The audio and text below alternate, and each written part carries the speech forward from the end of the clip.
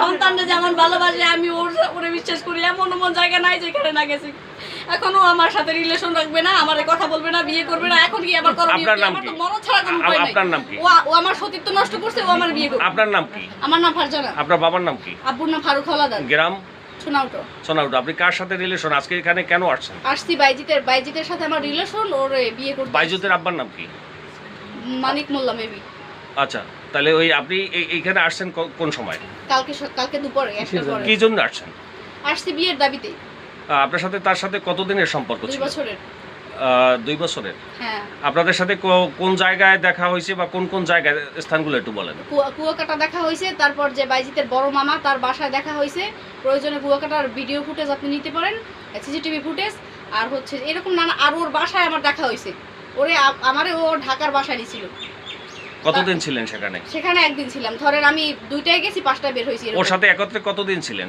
ওর সাথে একত্রে তা অনেকবার থাকছি, 5-6 বার। আপনি ওর সাথে একত্রে থাকছেন কি জন্য? মানে কোন লোভে আপনাকে? ও আমারে বলছে বিয়ে করবে কুয়াকাটা যাওয়ার আগে।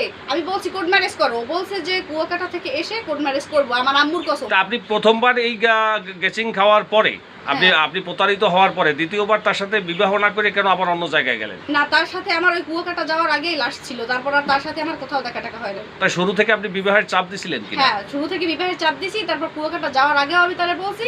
তারপর সে বলছে যে কুয়াকাটা থেকে এসে এখন এই জায়গায় আসছেন, আসার পরে তারা আপনার সাথে গতকালকে রাত্রে থেকে কি ধরনের ব্যবহার করছে পরিবারের লোকজন? পরিবারে আমার হচ্ছে যে আম্মু টাম্মু তারা আমার অনেকই ভালো জানছে যে বাইজিতের আম্মু বা বোন আমার 2-3 বার খাবার টাবার খাইছে।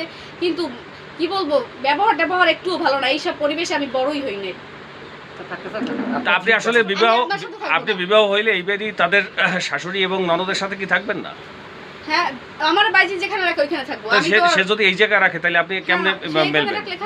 তা আপনি যেহেতু আপনার শ্বশুর বাড়ির দাবিতেই আসছেন, যেহেতু আপনার শাশুড়ির নামে বিরোধিতা করলে তো আপনি সেখানে থাকতে পারবেন না। না, আমি তার নামে বিরোধিতা করি নাই।